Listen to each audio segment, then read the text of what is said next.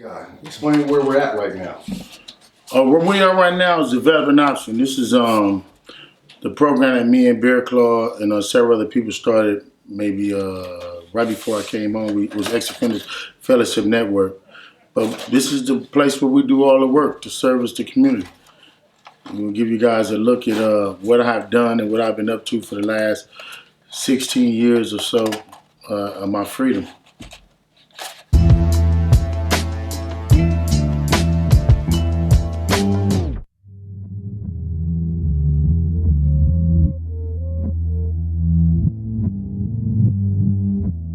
Explain to us where the mentoring started from once you came home. Where'd you kick it off at?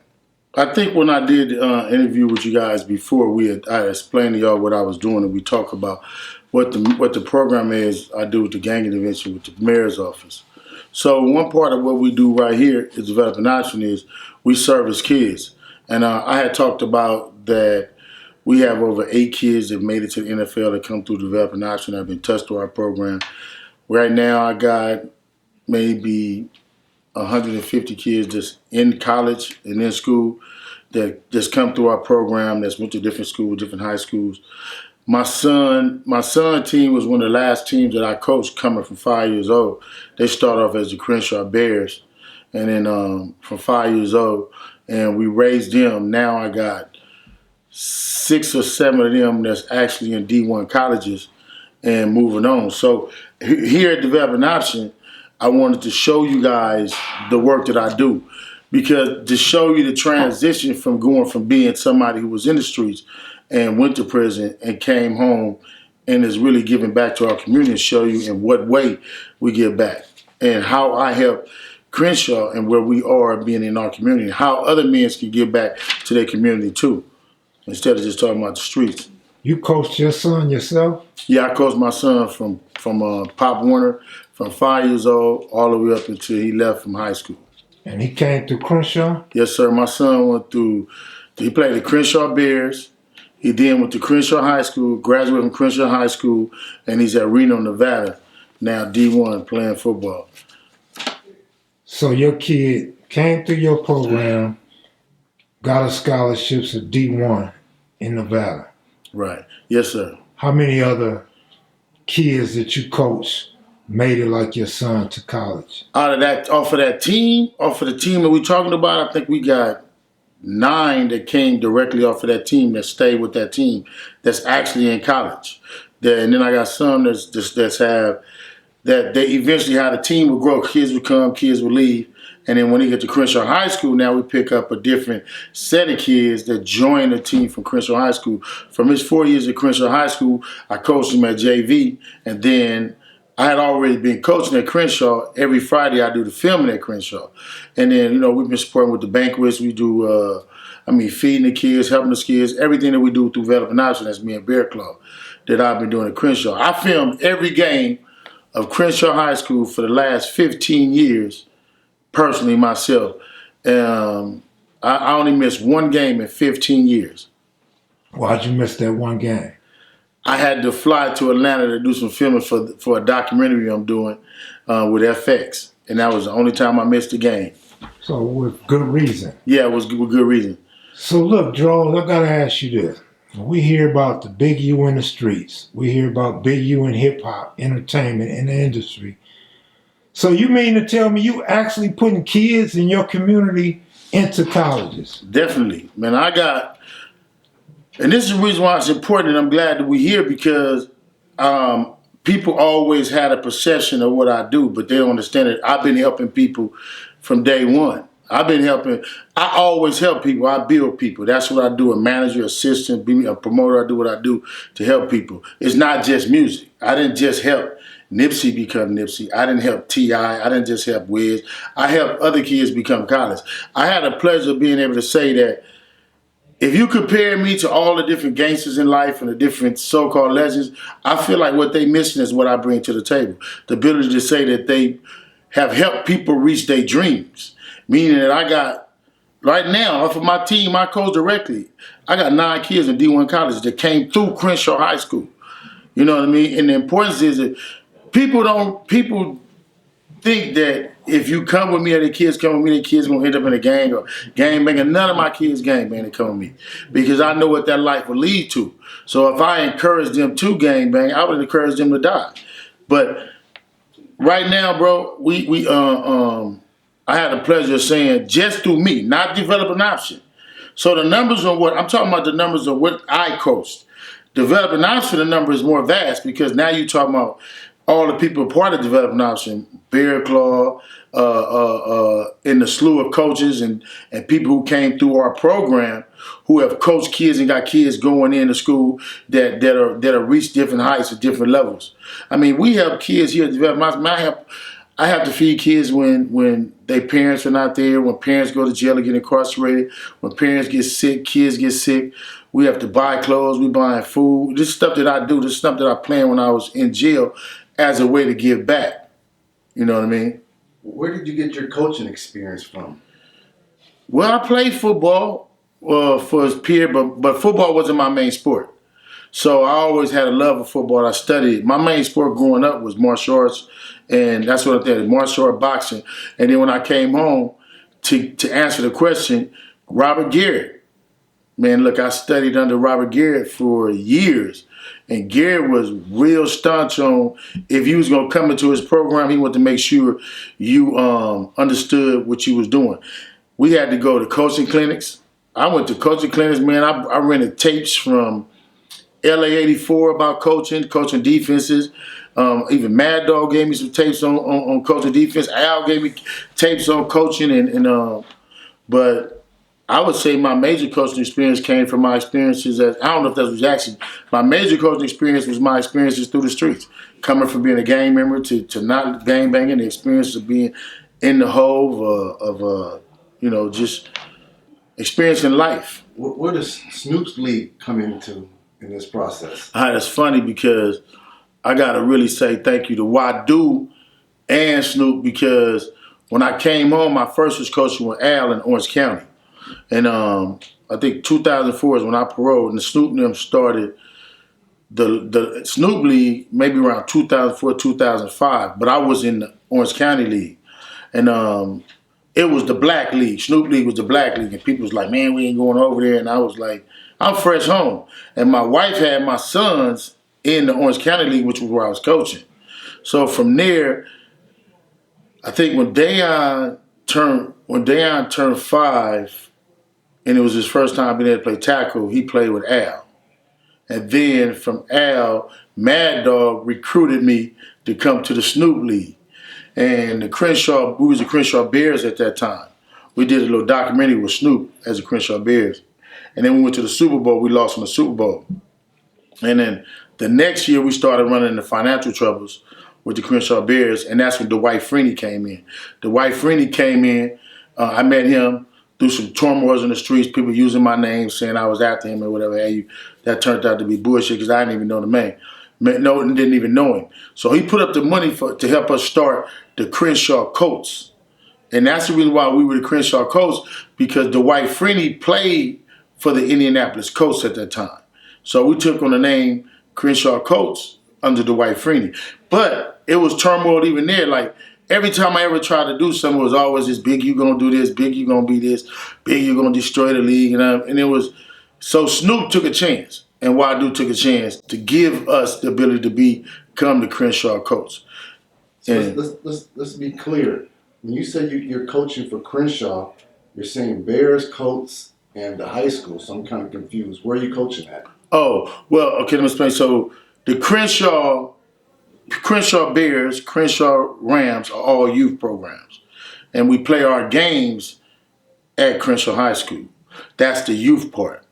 But then I do the filming and assistant coach at Crenshaw High School.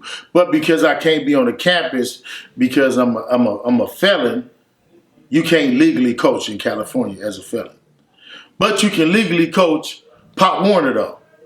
So I can coach the kids for 7 years in the park level, but when it gets to high school, we can't be on the campus. So the only thing I can do is volunteer and film. And of course, When you say the park level, that's kind of like Pop Warner. That's Pop Warner, the park level. Do you feed all your athletes, all your kids you're mentoring? Yes, do you feed them straight into Crenshaw? I feed them into Crenshaw and different programs. I mean, after they finish Pop Warner, it's kind of like the parents choose where they want to send their kids to, and most parents make the decision saying they want to give their kids a better education or whatever have you. So you kind of can knock that. And now we're in the new era of big schools. So you got a lot of Jesuit schools that come and get the kids and promise them this, promise them a better education, and they always use the fact that they always say that Crenshaw is not a good school where you ain't gonna get out, they're gonna become this, gonna become gang members. But it's our job to make sure these kids don't become gang members. And what people don't see over the years is how many kids we have that have made it through Crenshaw and it's in the pros and to continue on to become men and leaders in our communities and have jobs. But this has been a consistent pipeline from through us all the way through with no stop. I think people always quote and say we had a problem with our accreditation, and that's always a big miss, and that's all bull crap. You know what I mean? We ain't never had a problem with accreditation. It's just like everybody else. But my son wouldn't be in school right now today at college if we had a problem with accreditation. What's Crenshaw's football reputation? Dominant. We've always been a dominant force in the city. Norbine has been dominant for the last, I think, in the last 11 championships, we won 3 or 4, and Norbine won the rest. Up until this year, I'm not sure who won it this year because Norbine was kicked out. But in the last 10 years, it's been Crenshaw and Norbine. But we deal with a stigma at Crenshaw because of the people who went to Crenshaw. Because of their experience at Crenshaw, they won't send the kids back to Crenshaw. They'll send the kids to View Park and these other schools, and View Park and these other schools have vastly become more violent than Crenshaw because it's only a certain amount of kids at Crenshaw High now. The school is, when I went to Crenshaw, it was probably 2,800 kids at Crenshaw. And now at this point, it's probably 700 kids enrolled at Crenshaw any given time. And most of those kids are there for sports. So how many NFL players came through the Snoop League in Crenshaw High and came through you? And who are they? I think they came through Crenshaw High School. Came through your whole pipeline from Snoop. Pipeline probably I think would be 3 or 4, starting with DeAnthony. They came through the Crenshaw Pop Warner League. They came through there. But from Crenshaw High School, I know for sure through Robert Garrett is that we influenced as developing option would be 8. And that would be what? DeAnthony Thomas, Greg Dupree. When you say their names, say the team too. Greg Dupree played for the Steelers. Greg Dupree played for the Steelers. DeAnthony Thomas came out, was drafted by Kansas City. Marcus Martin was drafted by the San Francisco 49ers. Let me see. Hatfield was drafted by the Rams. Brian Price was drafted by Tampa Bay Buccaneers. And Mebane was before us. Brian Mebane was before us. He would have just been Bearclaw and Marcus Martin. He would have been before developing option after she got on the campus. And all these kids are local natives of the Crenshaw District? All of them are kids that came out of Crenshaw and went through Crenshaw, and we had a great influence in some kind of way, some kind of impact in their life. And like I said, man, it's not just about the kids that make it to the NFL, because what developing option does is we reach out to kids in all aspects of their life. Like the NFL is one pleasure. It's a pinnacle of what kids do through football. But just the kids that we've been able to reach and keep on the path that didn't become gang members is remarkable in the numbers. Well, now that you said that, we kind of skipped the college and university aspect of that pipeline. Mm-hmm. How many of the kids from the Crenshaw program actually made it into college? Not necessarily NFL, but college. Dan is at Reno, Nevada. Derek is at Washington. We got Nigel's at UCLA. We got Darius at Dixie State. We got Shoot, man, that's so long. That is so long. Too many to name. It's too many to name, man. And it's just the ones I can name. Just the ones that I directly affected and coached. But just outside of what came through the program, you got to get Bearclaw in here because, bruh, just we had a pleasure, man. And that's one of my things, the pleasure, and I get excited about it because it's so many people and there's so many kids that I would be remiss to not name the ones, but I can name the ones that I directly coached in Pop Warner, but bro, we got San Diego State full. We had at least 4 or 5 at UCLA. We had Utah, all over the Pac-12. You got all these nonprofit and gang intervention programs, but you never hear the backstories of the success and achievement of the kids. Well, this is the problem because, see, the difference between what we do and seeing, and that's what happens because in developing option, we deal with the gang intervention program is not what gang intervention programs were designed to do. We took the aspect of the intervention program and we added a football and sports program to it. That's not what the city designed it to do. So it's 2 parts. It's the intervention, which deal with kids from 14 to 35. Then there's the prevention that deals with kids from 5 to 14. In developing option, we use the money to do that with both of them. So that's why I always tell homies when they come and ask me, like, man, like, I want to do what you're doing, and they don't understand that, bro, I have to rob Peter to pay Paul on a regular basis. Like, man, for 10 years, man, I had to fight with my wife just being able to pay for the stuff that I do, and just because it was something I wanted to do for my heart, that I felt that I wanted to, if I'm ever making it to heaven, I needed to do this. I needed to get back because of the bullshit that I helped put in the Crenshaw community. But intervention is not this. Intervention is not this wall. This is totally different than what intervention is. This is love. And me getting celebrities to donate, getting concerts and doing this. This is me using the money the right way. And people would donate and they would later see that I did the right thing with the money, and then it would be, you moving on further and further. I had no clue how deep and structured you and Bearclaw was until I came in here today and saw my man behind the desk. And I seen basically your wall of fame. Right. Your wall of success.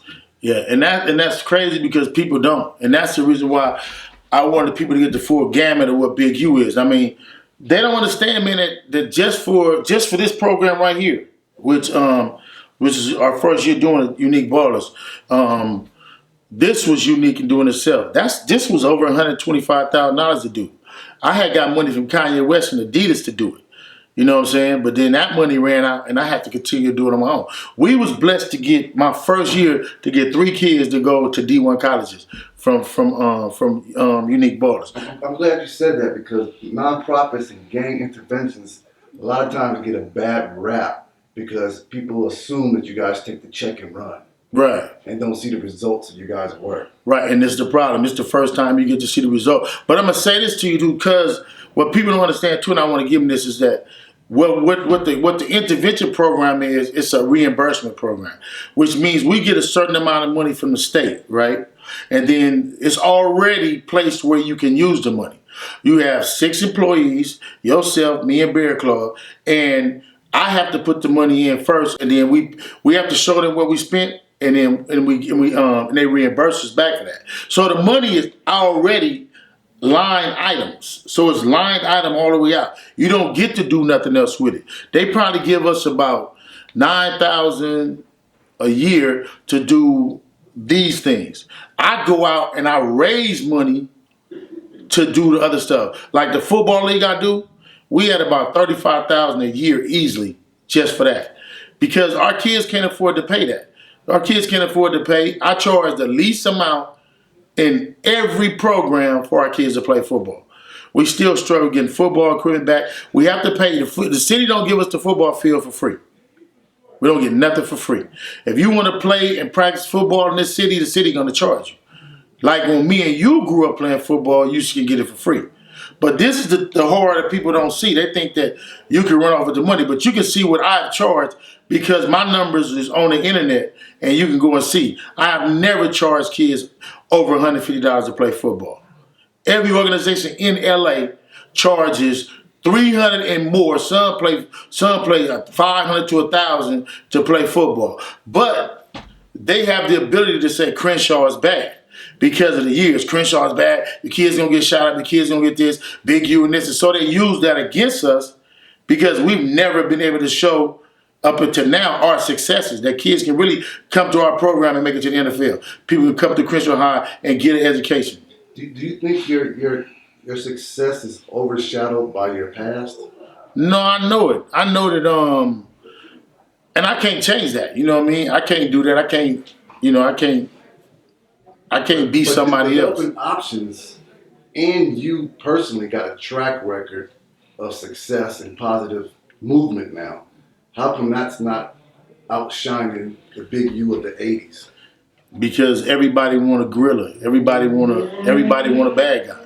You can't move throughout the world without somebody being a bad guy.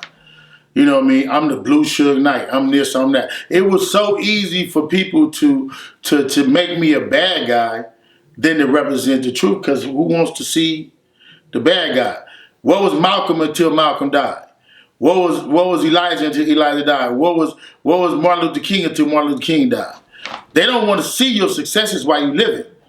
You know what I mean? Don't nobody want to see that. I got more kids in college damn near than any program outside of these schools that's getting millions to send kids to college. I have that success right now. Another thing is we have been instrumental in dropping the gang violence in LA down over 82% in the last 14 years. How so? Because what people don't understand is I try to explain to them that it wasn't nothing that we did new. When I joined and started doing it, it wasn't that I did something new. It was just the fact that I brought a different solidification to people doing the work. Like a lot of homies or G dudes from different sets who was asked to be a part of gang intervention wouldn't do it because it was a stigma to it. The one, you was gonna get caught by the police, you was gonna have to snitch on dudes, you had to tell on dudes. So when I came into it, we didn't have to do none of that. We ain't doing no snitching. We ain't identifying nobody as gang members. Only thing we gonna do is try to stop the rumors and the stuff that's going on. I can't go make nobody go do something that they want to do, but I can talk to them about not making a mistake or going to get the wrong person. So it's almost that 72 hours before they move, because a lot of times what was happening in these different neighborhoods was really homies on homies, more than them blaming it on other dudes. So now you get G's that's involved in it who respected in the neighborhood. And what I did with the city was I implored the city to hire the right people. Because before we came in, the city wouldn't hire people on parole. They wouldn't hire ex-convict. If you was an ex-convict on parole, they wouldn't give you that chance. Because they didn't want to take a chance on you going back for parole or you doing something. But these are the people the kids are looking up to, the ones fresh out of jail. So I didn't create the program. I just modified it to where I was able to go get in our section certain dudes from 60s, certain dudes from VNGs, certain dudes from 40s, certain dudes from the different gangs. You basically got better results. No, I got the top results. And you know what I'm saying? I got the top results. And I'm not saying that it was me rah-rah or being Big U. It was more of me being just knowing who really was the one that had the power in certain neighborhoods. And from there, then I started doing other programs. So now I did 13 years in prison with a lot of dudes that we hired. So they know how I moved in prison. So for me, having communication with dudes in prison through 1400, through all that, they had a trust in me. Let's go on all this. Going along? Yeah. All right. Come here, big guy. Start over there. Start over here. So right here is some of the babies who played for us. Hold on, Charles.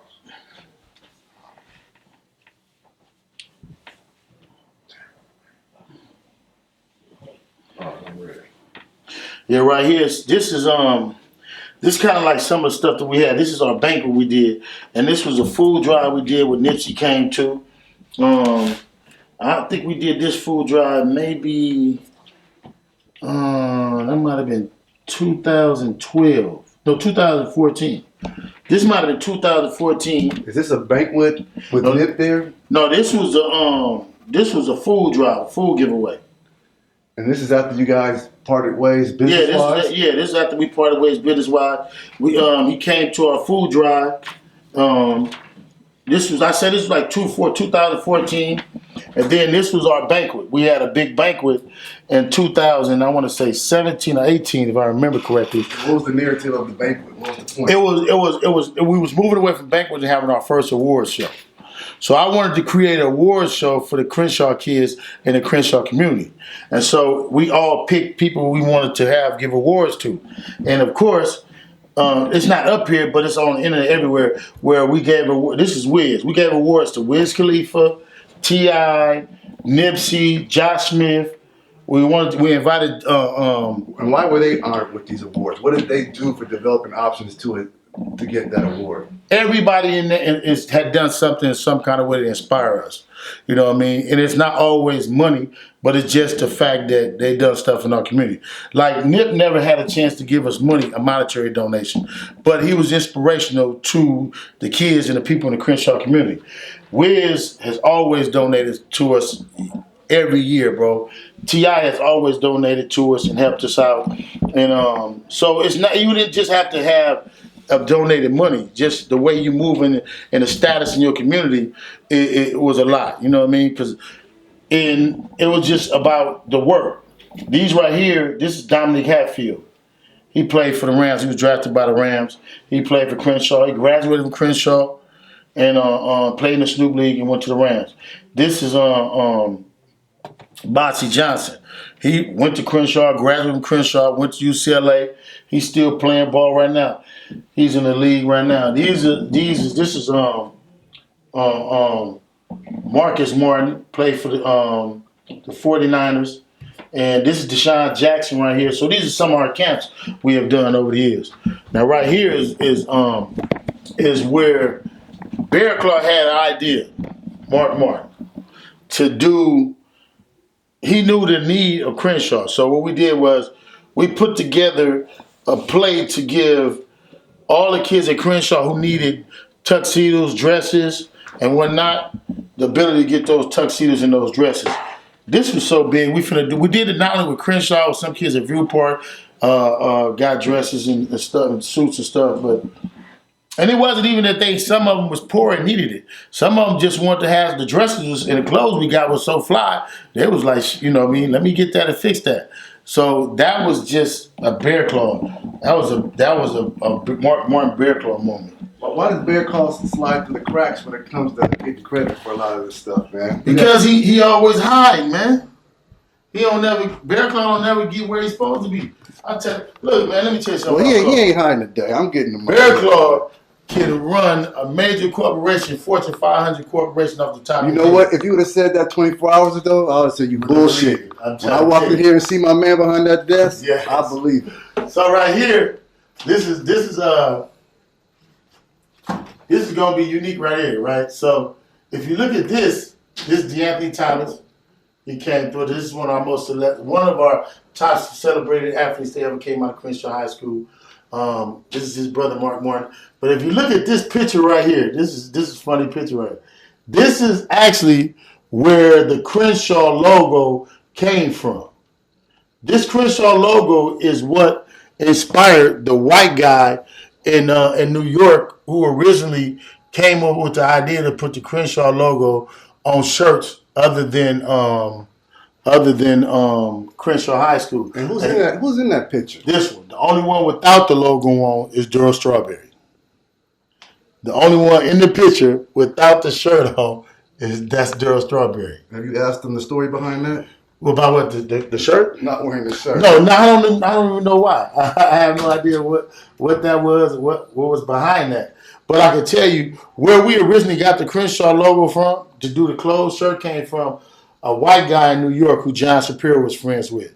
He was a fan of Darryl Strawberry and Mike Tyson. Let's rewind. For people that don't know about Darryl Strawberry, what's his background? Where is he from? Where did he grow up? Darryl Strawberry is a legendary figure out of the Crenshaw community. He grew up on Fifth Avenue and 59th, and he played baseball here at Crenshaw and basketball. He eventually got drafted from Crenshaw straight to the pros. And I want to say he went to the Yankees first or Mets. The Mets first. He went to the Mets first. Then eventually playing for the Yankees too.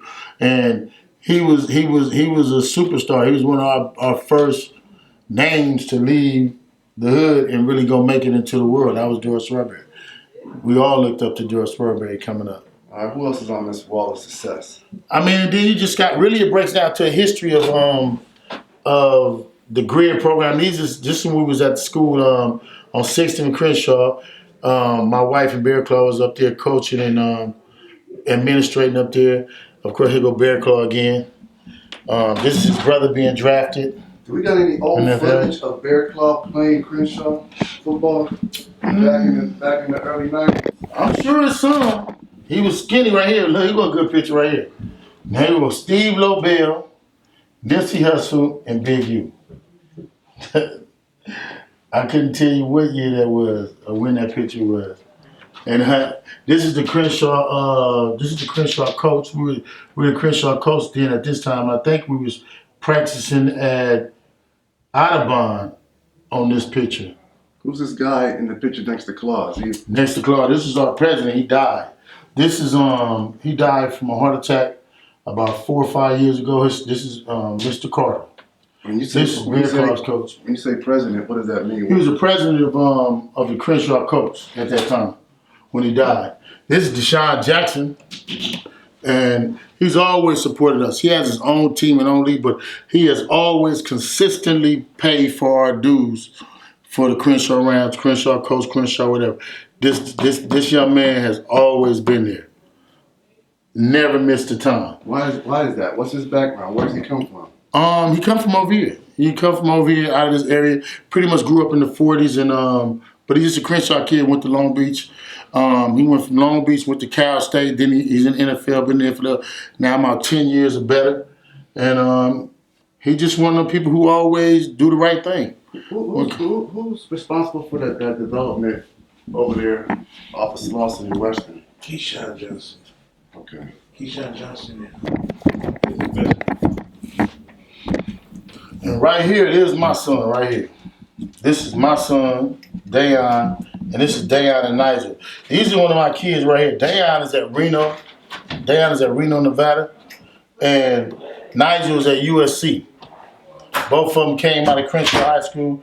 They graduated, well, Dayon been in college now 3 years, so that would be 2000 what? I need to say that correct. What year did they graduate from Crenshaw? Bearclaw help him out. This 2017? No. Ask Dayon what year he graduated from Crenshaw. No, he been in school. He been out of school 4 years. That was 17 or 18. But these are the ones we're gonna interview. This picture right here. These dudes are the ones who's on that picture, who's on that video. Dayon and Nigel. They in college right now. And the rest of it is just awards that, that Mark has won, Development Option has won. 17. 17, man. They graduated in 17. And they're both in college. And look, this is them again. This is them again. It's that picture, then it's this picture, both of them together. And they over there now.